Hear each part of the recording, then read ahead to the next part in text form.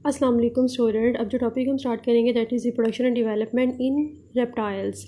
अब इसमें इन्होंने ये बताया है कि वर्टिब्रेट्स को हम टेरेस्ट्रियल तभी कहेंगे जब उनकी लाइफ में जो रिप्रोडक्शन है और जो उनकी एम्ब्रियो की डेवलपमेंट है वो पानी के साथ मुंसलिक ना हो, चाहे वो खड़े पानी के साथ या रनिंग वाटर के साथ एसोसिएटेड ना हो, यानी कि वो वाटर पे डिपेंड ना करें। अब हमारे पास वर्टिब्रेट्स के अंदर एमनियोटिक एग हम देखते हैं और उनके अंदर इंटरनल फर्टिलाइजेशन होती है जिसकी वजह से ये लैंड पर रह सकते हैं और इनको टेरेस्ट्रियल हम कह सकते हैं। लेकिन जो एमनियोटिक एग है वो कम्प्लीटली पानी से इंडिपेंडेंट नहीं है, यानी कि वो पानी पर डिपेंड करता है। उसके अंदर पोर्स होते हैं, जैसे कि आप हैन के एग में देखते हो तो उसके अंदर पोर्स होते हैं और उन पोर्स के ज़रिए से गैसेस का एक्सचेंज होता है, लेकिन थोड़ा थोड़ा वाटर भी एवेपोरेट इसके ज़रिए से हो जाता है। ठीक है, एमनियोटिक एग्स इस चूँकि उसमें वाटर एवेपोरेट कर सकता है, लिहाजा इनको ह्यूमिडिटी के इर्द गिर्द रखना पड़ता है और इसको ह्यूमिडिटी के इर्द गिर्द रखने पे जो सारा काम होता है ये पेरेंट्स करते हैं और उनकी एनर्जी इसमें इस्तेमाल होती है। अब हमारे पास एग्स जो होते हैं उनके अंदर बहुत ज़्यादा मिकदार में योक भी होती है, जैसे कि हम बर्ड्स में देखते हैं इस तरह इनके अंदर भी योक मौजूद होती है। ठीक है, अब जो अच्छा, इसके अलावा इनके अंदर ना जो यूक होती है वो ज़्यादा उन एनिमल्स के अंदर ज़्यादा मिकदार में होती है जिन्होंने काफ़ी देर तक उनमें डेवलपमेंट का टाइम होता है, यानी कि इनका हैचिंग पीरियड लंबा होता है। इसके अलावा बहुत सारे रेप्टाइल्स ऐसे हैं जो कि अपनी एनर्जी इस्तेमाल करते हैं कि वो जब उनका जो यंग होता है, जब वो हैच हो जाता है, यानी कि वो अंडे से निकल आता है, उसके बाद उसकी डेवलपमेंट जब होती है तो उसका ख्याल रखते हैं वो, इस पे भी वो एनर्जी अपनी इस्तेमाल करते हैं। अब इसके अलावा हमारे पास एमनियोटिक एग्स जो होता है ये इंटरनल फर्टिलाइजेशन की डिमांड है, यानी कि जिन एनिमल्स के अंदर इंटरनल फर्टिलाइजेशन होती है उनके अंदर एमनियोटिक एग की फॉर्मेशन होती है। तो फर्टिलाइजेशन अगर हम रिप्रोडक्टिव ट्रैक में देखें तो वो पहले हो जाती है और उसके बाद में फर्टिलाइज्ड एग जो है जब फीमेल की बॉडी के अंदर आगे आगे मूव करता है तो उसके ऊपर एग मेम्ब्रेन्स ऐड होती रहती हैं और पहले नीचे वाली मेम्ब्रेन ऐड होती है, फिर शेल उसके इर्द गिर्द आ जाता है। ठीक है, और इसके अलावा जितने भी मेल रेप्टाइल्स हैं सवाए ट्वाटरा के, इनके पास एक इंट्रोमिटेंट ऑर्गन है कि उसके ज़रिए से वो स्पर्म जो है फीमेल के रिप्रोडक्टिव ट्रैक में इंट्रोड्यूस करते हैं। इंट्रोमिटेंट ऑर्गन जो होता है ऐसा ऑर्गन जिसके ज़रिए से स्पर्म जो होते हैं वो ट्रांसफ़र होते हैं। इस तरह लिजर्ड्स और स्नेक्स के पास पेयर्ड हेमीपिन्स होते हैं उनकी टेल की बेस पे। ठीक है, और वो बिल्कुल ऐसे ही होते हैं जैसे कि ग्लव्स की जो हमारे पास हम ग्लव उतारते हैं तो उसकी फिंगर्स अंदर की तरफ चली जाती हैं और फिर बाद में जब उनसे पहनना होता है तो हम उसकी जो फिंगर्स होती हैं वो बाहर की तरफ लेके आते हैं। तो इसी तरह के पेयर्ड हेमीपिन्स इनके पास होते हैं। Let's see the hemipenes. देखें, ये हमारे पास लिजर्ड के पेयर्ड हेमीपिन्स हैं और ये अंदर से बाहर की तरफ बाहर निकले हैं। ठीक है, इस टाइम ये तब निकलते हैं जब इसने रिप्रोड्यूस करना होता है और अदरवाइज़ ये इसकी बॉडी के अंदर चले जाते हैं। ठीक है, और ये जैसे ग्लव्स से बाहर निकलते हैं फिंगर्स, उसी तरीके से ये भी बाहर निकल आते हैं। इनके अंदर जो गोनेड्स होते हैं वो इनकी एब्डोमिनल कैविटी के अंदर होते हैं और उन गोनेड्स से डक्ट्स निकलती हैं और दो गोनेड्स इनके अंदर होते हैं, दोनों गोनेड से डक्ट्स होती हैं और वो जाती हैं क्लोएका तक। ठीक है, और फिर क्लोएका में जो स्पर्म्स होते हैं वहाँ पर पहुँच जाते हैं।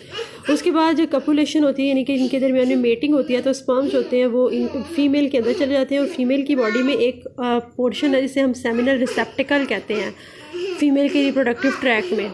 ठीक है, उसके अंदर जो होते हैं वो स्पर्म स्टोर हो जाते हैं। अब जो सेमिनल रिसेप्टिकल है वहाँ पर उसकी सेक्रीशंस जो होती हैं वो रिलीज़ होती है जिसकी वजह से स्पर्म जो होती है उसको नरिशमेंट मिलती है और स्पर्म्स की एक्टिविटी अरेस्ट हो जाती है, यानी कि स्पर्म जो होती है उसकी मज़ीद डेवलपमेंट नहीं होती है और अपना फंक्शन नहीं परफॉर्म करते और वो इसलिए अरेस्ट हो जाती है ताकि स्पर्म जो होते हैं वो स्टोर हो जाएँ। कुछ टर्टल्स के अंदर स्पर्म की स्टोरेज जो है वो हम 4 साल तक स्पर्म स्टोर रहते हैं उनके अंदर। ठीक है, और उसके बाद में फ़ीमेल के रिप्रोडक्टिव ट्रैक में जब एग बनेगा तो वो स्पर्म्स होंगे वो उसके एग्स तक जाएंगे। ठीक है, and up to 6 years in some snakes, और स्नेक्स की फ़ीमेल के अंदर 6 साल तक स्पर्म्स जो होते हैं वो स्टोर हो सकते हैं। टेम्परेट लैटिट्यूड में हम देखते हैं कि वहाँ पर जो रेप्टाइल्स हैं उनके अंदर स्पर्म्स पूरे विंटर तक स्टोर रह सकते हैं और फिर उनमें रिप्रोडक्शन या मीटिंग जो होती है वो फॉल में होती है जब इंडिविजुअल्स आपस में इकट्ठे होते हैं हाइबरनैक्यूला के अंदर। फर्टिलाइजेशन और डेवलपमेंट इनके अंदर स्प्रिंग में होती है और ये उस टाइम स्प्रिंग का टाइम पे इसलिए होती है क्योंकि वो टाइम फेवरेबल होता है रिप्रोडक्शन करने के लिए और फर्टिलाइजेशन करने के लिए। फर्टिलाइजेशन जो होती है इसकी जो फीमेल के अंदर जो एग होता है ना वो उसकी ओविडक्ट में मौजूद होता है जो कि उसकी ओवरी से निकला होता है और जो स्पर्म्स होते हैं वो इसके ओविडक्ट में चले जाते हैं और वहाँ पर उस एग के साथ कंबाइन करते हैं, फर्टिलाइजेशन होती है और फिर ये ओविडक्ट जो होती है ये क्लोएका तक चली जाती है। एक्चुअली ओविडक्ट जो होती है ना वो ओवरी और क्लोएका के दरमियान में होती है, ठीक है। और एग्स आपको पता है कि इसकी ओवरी से निकलेंगे और फिर ओविडक्ट में चले जाएंगे, और जो स्पर्म्स हैं वो सेमिनल रेसेप्टिकल से निकल के इसकी ओविडक्ट में चले जाते हैं, वहाँ पर फर्टिलाइजेशन होती है और देन वो एग आहिस्ता आहिस्ता मूव करता हुआ क्लोएका तक जाता है। लेकिन जब जो जो रास्ते से गुजर रहा होता है,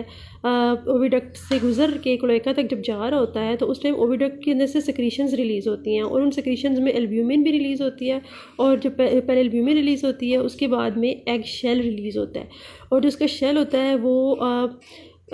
मतलब हार्ड होता है मगर फ्लेक्सिबल भी होता है। लेकिन जो क्रोकोडाइल्स होते हैं उनका शेल काफ़ी सख्त होता है, कैलकेरियस होता है, रिजिड होता है, बिल्कुल ऐसे जैसे कि बर्ड्स का यानी कि हैन का आप ले लें एग, उसी की तरह का एग शेल उसके अंदर पाया जाता है।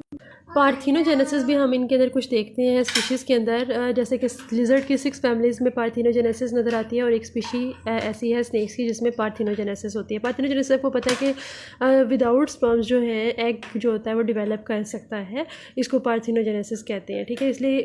इनको मेल की ज़रूरत नहीं होती। अब इन्होंने कहा है कि पार्थिनोजेनेटिक फीमेल्स होती हैं उनको हाई रिप्रोडक्टिव पोटेंशियल है बनिस्बत बाईसेक्चुअल पॉपुलेशन, यानी कि जिसके अंदर मेल और फीमेल होती है उनके निस्बत ये जो यूनिसेक्चुअल पॉपुलेशन है पार्थिनोजेनेटिक फीमेल्स की, इनका हाई रिप्रोडक्टिव पोटेंशियल इस वजह से ये है कि समटाइम्स जब सर्दियाँ आ जाती हैं ना, आपको पता है कि कोल्ड विंटर के नतीजे में बहुत ज़्यादा रेप्टाइल्स होते हैं वो ख़त्म हो जाते हैं। जैसे कि लिजर्ड्स की हमने देखा है कि विंटर ज़्यादा आती है तो हाई मोर्टेलिटी रेट हो जाता है, लेकिन अगर थोड़े बहुत भी उसके सर्वाइविंग इंडिविजुअल्स रह जाएँ तो वो क्योंकि उनको मेल की ज़रूरत नहीं होती, अगर फ़र्ज़ करें 1-2 भी उनके बच जाते हैं तो फिर वो खुद ही जो है वो अपने एग्स ले करके और उनसे ऑफस्प्रिंग उनके निकल आते हैं, जिसकी वजह से जो जेनेटिक यूनिफॉर्मिटी आपको पता है कि जब एक सिंगल जेंडर प्रोड्यूस करता है एग्स तो उसके अंदर इतनी वैरायटी नहीं होती है, ठीक है। उसके अंदर जेनेटिक यूनिफॉर्मिटी होती है, यानी कि उनका जेनेटिक मेकअप बिल्कुल ही अपने पेरेंट जैसा होगा, क्योंकि उसमें फादर का जेनेटिक मेकअप नहीं होता। तो उनमें जो जेनेटिक यूनिफॉर्मिटी होती है उसकी वजह से डिसएडवांटेजेस आपको पता है कि उनमें वैरायटी नहीं होती है और सब का जेनेटिक मेकअप एक जैसा होगा, लेकिन एटलीस्ट इसका फ़ायदा ये होता है कि एटलीस्ट वो सर्वाइव कर जाते हैं, ठीक है। तो जो जेनेटिक यूनिफॉर्मिटी के डिसएडवांटेजेस हैं उनको ऑफसेट कर देता है इनका सर्वाइवल।